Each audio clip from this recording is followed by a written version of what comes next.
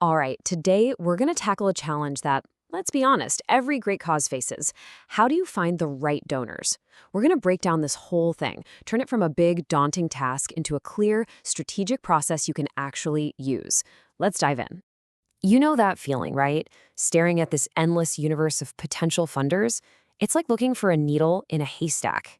If you've ever felt that way, you are definitely not alone. It feels like you're just casting a net into this giant ocean, hoping you catch something. But what if, instead of a net, you had a treasure map? Well, that's exactly what we're going to build today. Here's our roadmap. We'll start with why this is such a dilemma. Then we'll define the secret weapon, prospect research. We'll open up the toolkit you'll need, walk through how to find that perfect match, and finish up with a final checklist to make sure you're good to go. Okay, so first things first, let's get a lay of the land. The world of grant-making organizations is huge, and really, they're more different than they are similar. Every single funder has its own unique mission, its own focus, its own priorities. And that is exactly why a targeted approach is absolutely crucial. And this right here is the big mind shift you need to make. You are not just looking for money. You are looking for a partner, an organization whose mission lines up so perfectly with yours that supporting you is just a natural extension of what they already want to do. It's about finding a true match. So how in the world do we find that perfect match? Well, the answer is a strategy called prospect research. This is the key that unlocks the entire process. It turns that overwhelming haystack into something you can actually search, something organized. So what does that actually mean?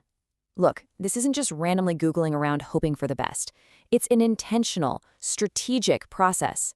You're gathering very specific data to build a crystal clear picture of a potential donor before you even think about making contact. And this is the real magic of doing good research. This is the whole point, right? It gives you the answers to the most important fundraising questions. Who should we even ask? How much should we ask for? How do we get them engaged? And maybe most importantly, when is the right time to ask? Okay, so we've covered the what and the why. Now let's get to the where. It's time to open up the toolkit and look at the actual resources you can start using to get this investigation going. You know, this is the question that stops so many people right in their tracks. It's one thing to know you need to do research, but it's a whole other thing to know where to start digging. The good news is there are way more resources out there than you probably think. Just think of these resources as your treasure map. Of course, you got company websites, newspapers, and all those specialized databases. But hey, don't overlook your own backyard, your personal networks, or even the annual reports of organizations similar to yours. Every single one is a potential clue. All right, so you've done some digging, you've got a list of potential prospects. Now comes the most important part, the vetting process. We're going to put them through what I like to call a 4-point compatibility test to see if they're really the right fit. This is really the matchmaking phase. We're not just checking off boxes here. We're looking for real, genuine alignment. Does their mission connect with yours? Do your values line up? A big yes to these questions is what a great, long-lasting partnership is built on. So here they are, the 4 key things for our compatibility test. We're going to look at what they fund, who they fund, where they fund, and how they fund. Let's break them down one by one. First up, program interest. This is pretty fundamental. Do they even care about what you do? You know, some funders have really broad categories, like just education, but others are incredibly specific, like they'll only fund adult ESL programs. You have to know which one they are and if your work fits right in their wheelhouse. Next up, who do they actually serve? A funder might be all about education, but only for a very specific group, like veterans or maybe low-income women. So it's not just what you do, but who you do it for. You've got to make sure the people you help are the same people they're committed to helping. And then, of course, location, location, location. Some grant makers fund projects nationally or even internationally, but a lot of them, especially corporate foundations, will only fund projects in the very specific towns where they have offices or factories. So if you're not in their geographic footprint, it's probably not a match. And finally, how do they actually give support? Are you looking for funding to just keep the lights on for your general operating costs? Or are you looking for seed money for a brand new project?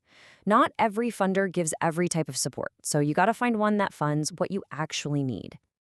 Okay, so you've run a prospect through the 4-point test, and It looks like a match. That's fantastic. But before you pick up the phone, there's one last step, a final check, a deep dive into the nitty-gritty financial and structural details. This is where we get super practical.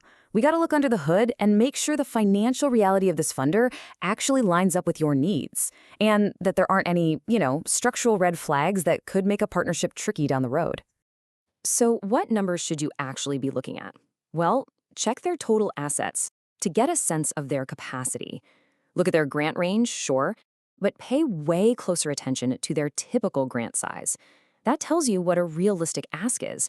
I mean, if their typical grant is $5,000, asking them for $100,000 probably isn't going to be a good fit, right?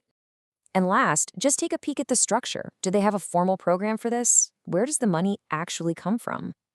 And this is a big one. Are there any aspects of this funder that might not sit well with your own community's values? These last few checks just make sure the partnership is truly solid from every angle. So, to wrap all this up, let's just remember the big picture. This entire process, from the first bit of research to this final checklist, it's about so much more than just getting a check. It is about building a real, meaningful partnership with someone who genuinely believes in your mission and wants to be part of your story. And that is the real takeaway here. Don't think about this as asking for a handout. Think of it as offering an opportunity for a funder to achieve their own goals by helping you achieve yours. So the real question isn't just who's going to fund us, it's, is our mission a story that a donor out there is just waiting to be a part of?